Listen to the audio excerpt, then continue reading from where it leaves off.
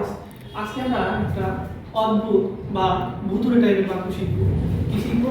অদ্ভুত বা ভুতুড়ে টাইপের বাক্য। যে what his name is known to me.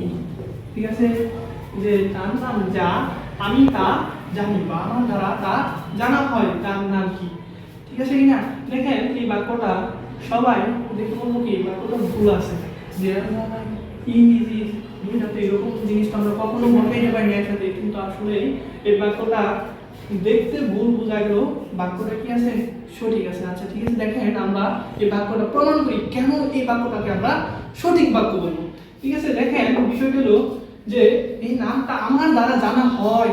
ঠিক আছে না? তার মানে আমি দেখেন এখানে যে নামটা কিন্তু কাজ করতে পারতেছে না, তার মানে যেহেতু সাবজেক্ট কাজ করতে পারতেছে না সেহেতু এটাকে আমরা কি বলবো?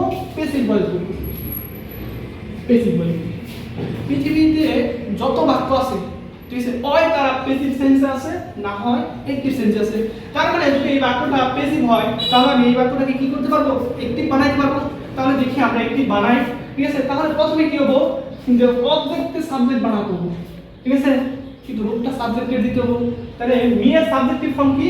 আই। পরে কি দিতে হবে? মেইন ভার্বটা দিতে হবে। এখানে মেইন ভার্বটা কি? এই যে বি। ঠিক আছে, কথা অক্সিলারি ভার্বটা উঠে যাবে, এখানে মেইন ভার্বটা ঠিক আছে বেস ফর্ম করবে, তার মানে বা প্রেজেন্ট ফর্ম করবে। I know. I know. ঠিক আছে, আমি জানি। ঠিক আছে, আমি জানি। ঠিক আছে, ক্লিয়ার? এখন দেখেন এখন কি ওয়ার্ড ব্যবহার করব? এই যে সাবজেক্টকে অবজেক্ট বানাবো। যে কি বানাবো?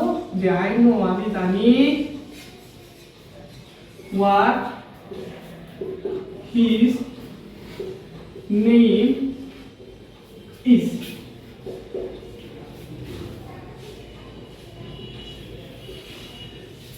জি দেখেন যে এখানে মূলত কি এটা হলো ভার্ব, আর এই যে পুরাটুকু এটা হলো এখন নাউন প্লাস কি প্লাস নাউন প্লাস। এখন দেখেন নাউন প্লাস কার মতো কাজ করতে পারে? নাউন প্লাস অবজেক্টের মতো কাজ করতে পারে, পারে কি না?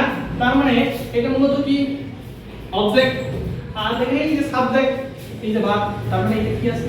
অ্যাক্টিভ সেন্সে আছে। তার মানে যদি এই বাক্যটা সঠিক হয় তাহলে এই বাক্যটা সঠিক আছে। আছে কি না? অবশ্যই আছে। ঠিক আছে, ক্লিয়ার? কোনো সমস্যা আছে?